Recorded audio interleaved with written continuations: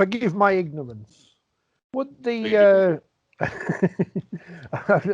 would the Australians prefer the Rugby League World Cup to include New South Wales and Queensland as separate teams, so we can fit in International Rugby League and Origin at the same time at the end of seasons? I think Queensland thought they were the Australian team anyway a couple of years ago when they sung their terrible. If you've never heard it, their winning song is like yippee yi yippee. It's like some sort of Deliverance-esque rednecks fest song, which tended to piss off the New South Wales. There was a bit of an issue, I think, a division within the Australian team. This is going back, I think, 7 or 8 years ago. Yeah, the whole concept is stupid.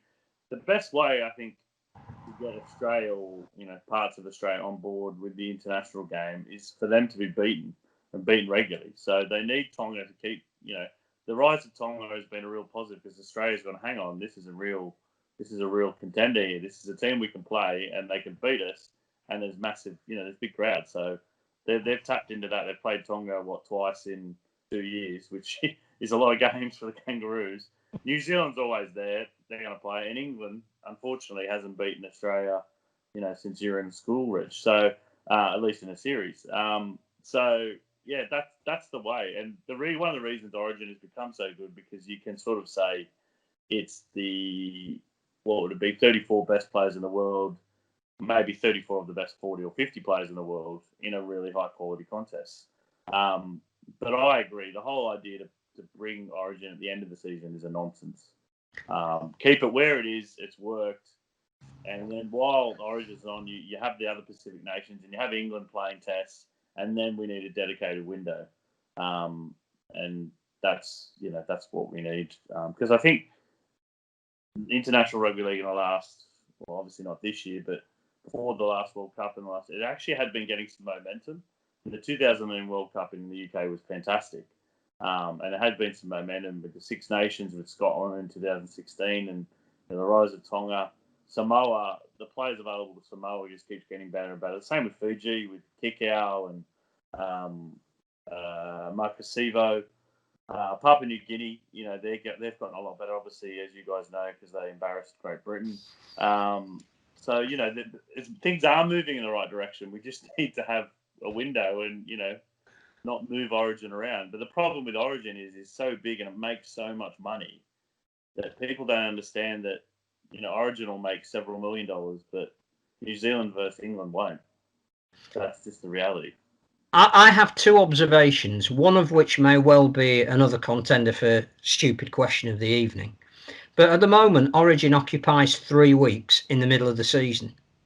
So if you take it out and put it at the end of the season and close the season up by 3 weeks and put Origin at the end, it doesn't affect the international game. The Australian domestic season is purely a run of domestic games into Origin, into the international game. It doesn't have to be either or. So, but the other thing is, so I think a lot of people have gone, oh, it's going to be Origin or the international. Actually, it can be both.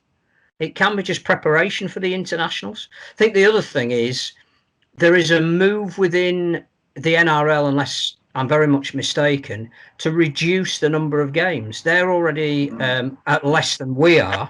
Now, if they reduce the number of games, they have then the space to move Origin to the end of the season. So I think Mr. Volandis is actually very, very cleverly positioning people to come to terms with the fact that they're not going to play, 24 rounds, 26 rounds, that then regular season rounds, that it might drop back to 22. Well, then you've got a month where you can put Origin at the end if you want, and it doesn't affect the international game. So it might well be a headline story that they're wanting to scupper it, but actually it may enhance it, because I still hear people like Andrew Abdo saying that we really do value the international game and we can see some merit in the fact that we can get into places and sponsors and we can offer more opportunities to players by strengthening the international game. And at the same time, they're talking about moving Origin. I don't think it is an either or. I think we again managed to manufacture a story whereby we're fighting ourselves over something that we may not need to. I think you're right there, Phil. I think St. Peter Volandis listens to Phil Gould a lot, and he's been banging on for years about reducing the amount of domestic games, and obviously Rich is the big NFL fan, and they only play each other once, don't they? It's a very, very short season. I think ideally that's what they'd like, because at the moment in the NRL, it's this kind of weird hybrid where one team will play another team twice, but they only play another team once. When it used to be, you play everyone twice, home and away. So yeah, that could work. I think the worry, well, not the worry, the concern that I've seen with some people, they're saying, say Ben Hunt at the Dragons, obviously his teams are going to play finals because they're rubbish. So he'll be sitting, they'll say to him, look, if you want to play Origin, you got to stay at home and train for a month. And I heard this discussed on Triple M last weekend, and they were saying, well, most people would accept that to play Origin, but perhaps not every player would be as diligent to stay home in their bubble and just train by themselves. But they've got to be somewhat match fit coming into a game like Origin, which is much more intense and much more demanding than your average, well, even your NRL finals game, but your average NRL game. If only they had some teams in Queensland that were likely to make the playoffs. That's the issue. Yeah. Queensland in crisis, Phil. Your Broncos, they're it's such a shame. No, it's only for 1 year. Wayne Bennett get them back on track, don't you worry. I don't like when Wigan were rubbish that year. They can't just go out and sign players to break the salary cap to stay up, because there's no relegation in the NRL. Well, just one thing, Rich, I just mentioned, the whole and the change, the talk about changing eligibility. So, say a Tongan international can play for New South Wales or Queensland if that's where they grew up. We've already made that change. So I don't really get that whole, Katoni Staggs, who's from country New South Wales, has played for Tonga. And obviously he would be eligible for New South Wales because he's lived his whole life and was born and raised in New South Wales, but he still should be eligible to play for Tonga. So, yeah, it's down to the selectors of New South Wales and Queensland, I imagine, to make those decisions.